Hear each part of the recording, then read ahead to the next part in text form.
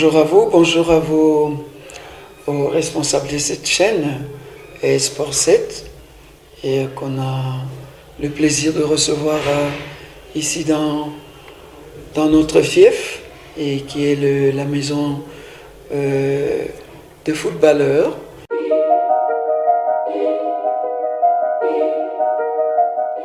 J'aime pas trop parler de moi, mais bon, je suis Médard Issa Dussou. En tant qu'entraîneur, j'ai suivi une formation d'entraîneur à l'école d'entraîneurs de l'époque, créée par son Excellence, le défunt Elonga Malima Zungu, qui était une filière professionnelle au sein du département d'éducation physique de l'IPN à l'époque. Et donc après, j'ai suivi les formations en Allemagne, où j'ai obtenu une licence A et ANF et le Bundesliga. J'ai aussi une licence A de la CAF. Sur le plan pratique, j'ai entraîné en deuxième division, Itexco est devenu Utex Africa, et très peu de temps Breaking, et puis j'ai accédé en division supérieure avec Imana et Matiti Babé à l'époque, et comme stagiaire d'abord, comme préparateur physique, et pendant que je suivais la formation d'entraîneur. Et après, j'étais reparti à Imana, et cette fois-là comme entraîneur. Et c'est la grande époque de l'Usadi Suaveb Sibana, Essaï Manginda, voilà. Et puis j'ai entraîné donc tour à tour Etexco, Matongé, Billy Madragon, assez sodigraphe avec cette grande histoire de 96, cette équipe qui avait effectivement fait valoir notre championnat, parce que nous avions joué 5 matchs en Coupe d'Afrique, nous n'avions perdu que le dernier match, alors que c'est une équipe qui venait de division inférieure et qui avait concouru à la qualification de la CAN 96, parce que les joueurs de l'époque de l'équipe nationale A créaient une crise pour ne pas effectuer le voyage le jour même, un voyage qui devait avoir lieu à 17h, qui avait lieu à 17h. Et jusqu'à 14h, les joueurs avaient dit qu'ils ne voyagent pas pour des raisons bien entendu évidentes, de primes non versées, mais il fallait absolument voyager parce que c'était le dernier match, c'est ce match qui nous qualifiait. Et donc, nous, à l'époque, étant dans la sélection, nous avions sollicité, informé la fédération qu'on prenne l'effectif des soligraphes. Et voilà donc comment tous les joueurs dont Kimoto aujourd'hui qui font la fierté de notre football en tant qu'entraîneur, les Makenga, les Gériton Dilois, les Chibanda et les Kisombe étaient entrés dans la sélection nationale et en 96, donc 96. Et c'est cette ossature qui va poursuivre jusqu'à la CAN 98. Et après Soligraphe, du fait le grand président regretté Madi Lupachili, je n'ai pas cité le président Adomakola Matongé et le président Boto qui est encore à la Lifkin, à la Lina Foot plutôt. Et j'ai entraîné, je suis parti en dehors du pays pour entraîner Manga Sport, et 13 années durant, donc 10 ans d'abord comme entraîneur, et puis j'étais revenu au pays pour entraîner Daring cette fois-là, c'est plus Imana, devenu Daring, et V-Club d'abord, et puis Daring après. Et je suis reparti au Gabon, encore à Manga Sport, cette fois-là comme directeur technique. J'ai aussi été en Angola, au Sporting et de Cabinda. Voilà pour ce qui est des clubs. Et en ce qui est des sélections, déjà en 88, j'étais préparateur physique, entraîneur adjoint de la sélection nationale junior, Léopard junior. Donc, en 89, et j'étais dans le staff qui avait préparé l'équipe nationale de réserve. Donc, il faisait l'ensemble disons, la symbiose des joueurs provenant des sélections provinciales à l'époque. C'est une initiative que nous devons vraiment reprendre. Et donc, c'est de là que j'étais entré dans l'équipe nationale senior. Et depuis la CAN 90-91, et Dakar, et puis 92-94, Tunisie, Afrique du Sud et le Burkina Faso, où j'étais cette fois-là comme directeur technique national en charge de l'équipe nationale, des équipes nationales, et la CAN qui avait suivi 2000 de Ghana, Nigeria, j'étais sélectionneur. Et la toute dernière CAN en 2002 du Mali. Donc j'ai dans mon actif 5 CAN avec les hommes et une CAN féminine avec toujours deux médailles, des médailles de bronze, parce que la CAN féminine c'était au Nigeria, j'avais conduit la sélection.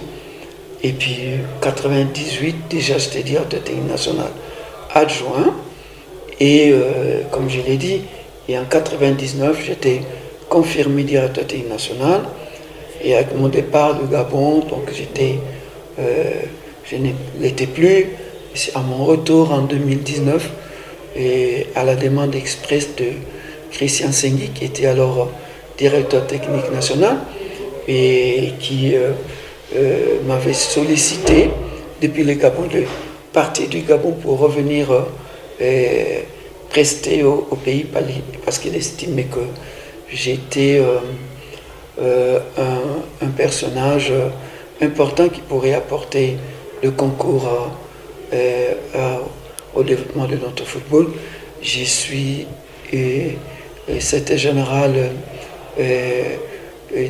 honoraire du comité national olympique, parce que j'étais à l'époque président de l'Union des éducateurs sportifs du Congo. Donc c'est une structure que nous avions créée qui regroupait tous les cadres techniques nationaux. Les directeurs techniques nationaux, c'est que les entraîneurs nationaux. Et donc j'ai été président, et au cours d'une assemblée générale du comité national olympique, les dirigeants des fédérations nous avaient confié en tant que structure technique et la direction du secrétariat du comité national olympique, et je suis chef des travaux à l'UPN en éducation physique, devenue sciences de.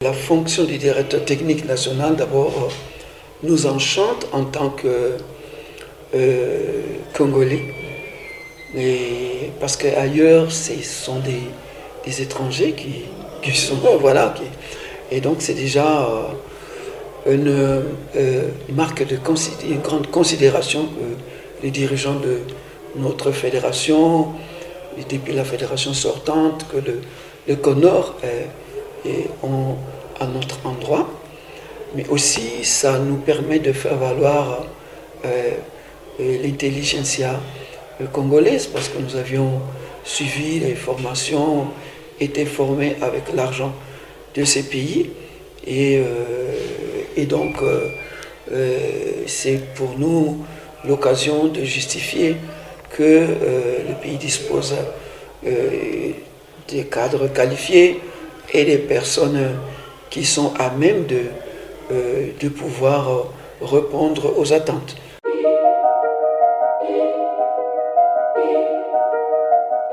en tant que directeur technique national, nous avons la mission de mettre en place avec la fédération, et pour le compte de la fédération, la vision et une vision stratégique du développement de notre football.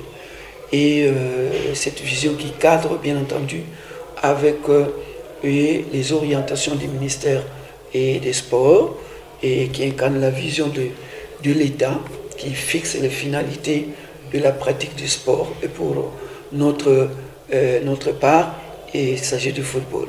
Et dans cela, dans cette vision, nous fixons des actes de développement qui sont le football des jeunes, le football de haut niveau et le football féminin et la pratique des autres disciplines de football qui sont le beach soccer, les futsal. Et dans le football des jeunes, nous avons la formation des jeunes, donc qui passe par les structures de formation qui sont les académies, les centres de formation, les académies nationales, mais aussi le suivi de la pratique des compétitions et des jeunes, et notamment les compétitions des académies, les compétitions et des scolaires, et tout cela en synergie avec les ligues nationales de football et des jeunes, pour les jeunes, ainsi que la Ligue nationale de football des jeunes, ainsi que la Ligue nationale de football féminin, et pour ce qui est mais aussi le suivi des équipes représentatives dans lesquelles nous avons nos représentants dans les interclubs, mais aussi de la CAF, ainsi que les équipes nationales dont nous avons là un regard attentif. Et pour finir, il y a l'arbitrage, le secteur d'arbitrage qui est aussi une de nos tâches, parce que la qualité de l'arbitrage impacte sur la qualité du jeu des joueurs et les jeux des équipes, et donc du développement de notre football.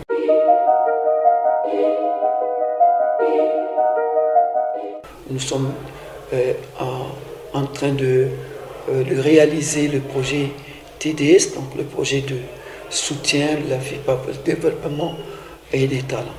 Bon, j'aurais dû aussi citer, entre autres les tâches, la lourde étape de la formation des cadres, parce que justement, quand on parle de formation et des athlètes, le joueur né avec du talent, il doit acquérir les connaissances. Et donc, pour faire de grands joueurs, il faut des grands entraîneurs, disons des entraîneurs qualifiés. Donc nous mettons bouchée double aussi pour la formation des entraîneurs. On va dire que j'ai dit au début que l'ancien directeur technique national, Christian Sengui, nous avait sollicité personnellement de venir parce qu'il avait trouvé que nous étions en train d'apporter beaucoup au football du Gabon. Nous sommes une référence jusqu'à aujourd'hui de ce football. Nous sommes en contact en permanence avec les entraîneurs que nous avons formés et les dirigeants du club de ce football. Et donc en arrivant, déjà je travaillais avec, à l'époque, le feu Kalala Mukendi, qui était un géant, qui avait une grande vision, et avec Paul Bunga Bunga, qui est encore vivant, et donc des grands Makombo, Ali Makombo, Nsingi, et pour ne pas citer, en dernier lieu Moukeba Joseph Moulamba, qui était toujours avec, on a travaillé, tout ce que j'ai cité depuis Sodigraphe, on a toujours été ensemble avec lui, jusqu'à la CAN 98, nous étions toujours ensemble avec lui. Donc c'est lui qui avait remplacé à mon départ au Gabon, c'est lui qui était devenu directeur technique national, et à mon retour, puisque Christian Sengui avait pris la direction de la direction technique nationale, donc moi, à mon arrivée, j'ai finalement bénéficié encore j'avais repris l'ancien poste et le DTN Moukeba a, lui, repris aussi son ancien poste tel que nous étions à l'époque. Donc ça, c'est, on va dire, c'est la continuité d'une vision qui a existé quand même. Mais c'est vrai que nous, à l'époque, il faut dire, la direction technique nationale ne s'était pas beaucoup exprimée. Je pense que c'est cela. Mais aussi cela dépend. Le DTN Moukeba a organisé beaucoup de formations et d'entraîneurs, mais un peu oui, on n'a pas et on ne s'est pas beaucoup exprimé autour de cela. Donc je crois que c'est cela que nous devons retenir. Mais nous sommes dans la continuité du travail qu'on a avancé.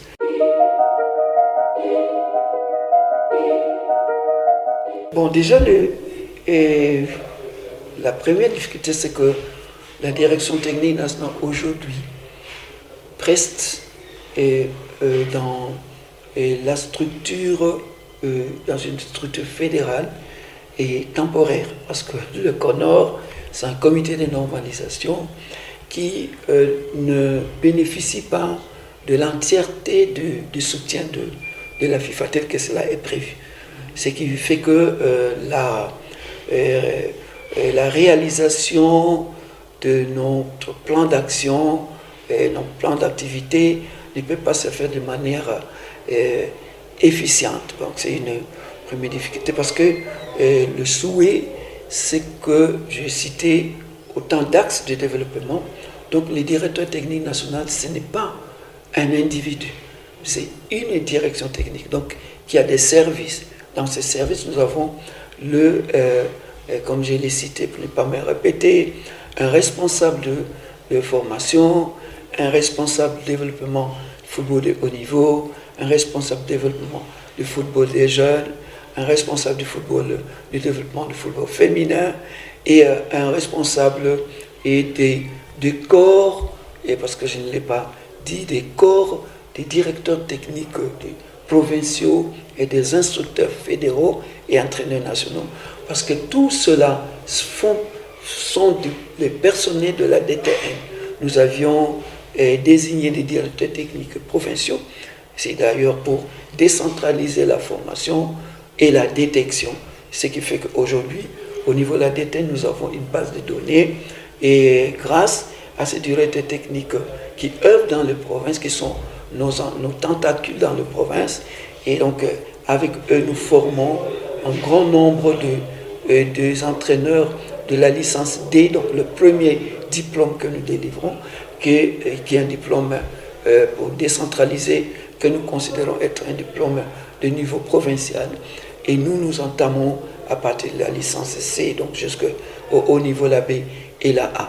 Et comme vous avez suivi avec le projet TDS, nous travaillons avec les directeurs techniques provinciaux pour former les détecteurs qui vont demain détecter des jeunes talents dans toutes les provinces, afin qu'au niveau de la DTN, nous ayons normalement, nous donnons l'opportunité de réunir dans nos sélections nationales prochainement les talents de toutes les provinces. Donc ce corps est un corps qui constitue un personnel de la DTN. Ils ont besoin de moyens pour être en activité. Ils doivent se déplacer, ceux qui sont dans les provinces. Il faut communiquer. Donc tout cela, c'est des situations qui vont certainement être résolues demain lorsque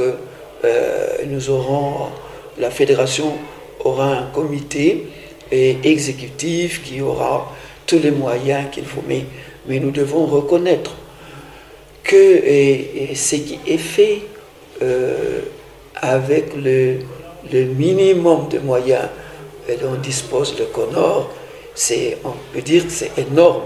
Et nous les saluons vraiment, nous saluons, disons, cette bonne volonté, parce qu'il faut le dire, c'est une bonne volonté, mais aussi l'esprit professionnel et l'esprit la détermination qu'a les Conor de laisser des empreintes après leur passage.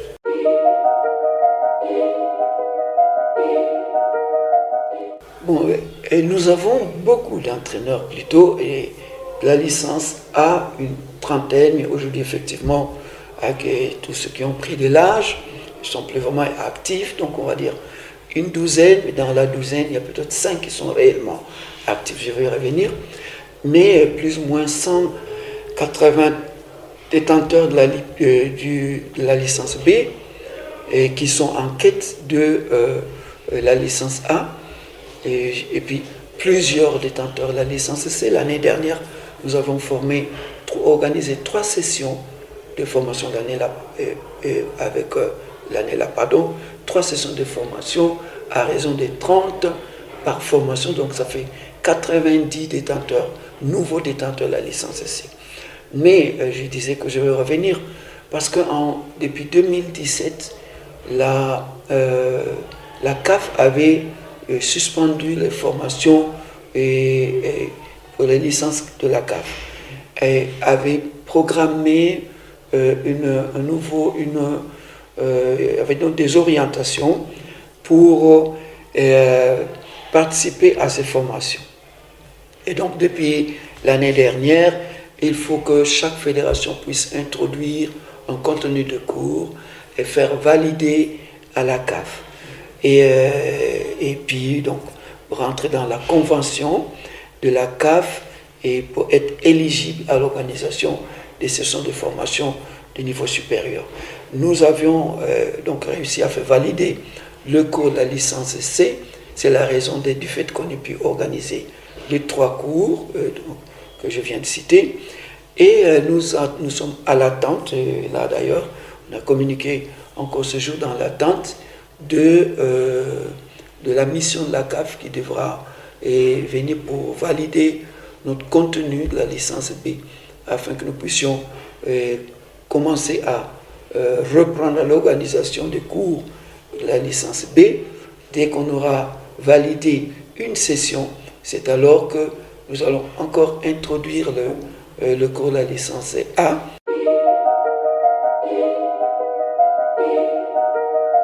Bon, aucun système de jeu est meilleur à l'autre. Les systèmes de jeu n'étant que la manière de disposer une équipe, des joueurs d'une équipe sur les terrains. Et le système doit être animé. Et c'est ce qui va faire que le système de 1-4-3 que vous venez de citer peut devenir, lorsque l'équipe va défendre, à un 1-4-5-1. Si les 2 excentrés tombent au milieu de terrain, on laisse seulement l'avant-centre pour défendre. Donc ça devient un système de jeu. Le système de jeu est flexible. Un 1-4 et 4-2 peut devenir un 1-5-4 ou un 1 ainsi de suite. Donc le système de jeu est flexible. Alors je propose plutôt de dire, est-ce que en tant que direction technique nationale, vous avez une philosophie du jeu pour les jeunes? Parce que là, j'ai une réponse, je suis plus à l'aise de répondre, et que nous avons depuis 2 ans mis en place une philosophie nationale de jeu et qui fait objet de toutes les formations de la licence D donc, et la licence C que nous donnons. Et pour justement parce que nous voulons que tous les jeunes qui sont pris en charge par des cadres formés puissent effectivement avoir une vision de football et une identité de football national. Et nous partons du fait que le Congo regorge en son sein des talents. Des joueurs très techniques, des joueurs qui sont vifs, qui peuvent aller vers l'avant. On a un souci de maturité dans la lecture de jeu, ça c'est par défaut de formation.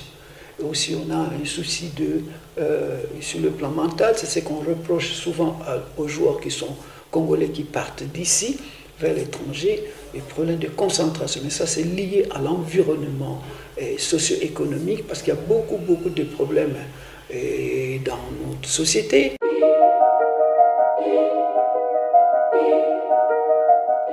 Donc ça sera le moins de 15 ans. L'année prochaine, ils vont passer l'autre étape. Donc en 2026, ce sera cette catégorie, cette tranche d'âge qui va jouer les compétitions de la CAN, UNIFAC et la CAN, donc je voulais dire les compétitions de la CAF, et puis l'équipe, disons la Coupe du Monde aussi, et la Coupe du Monde ainsi que les Jeux Olympiques. Voilà, donc logiquement, en 2029, le père de la nation, son désir est qu'on organise la CAN. Qui vont jouer, ce sont les moins de 20 ans aujourd'hui. Vous voyez donc effectivement, voilà la vision. Merci. Merci.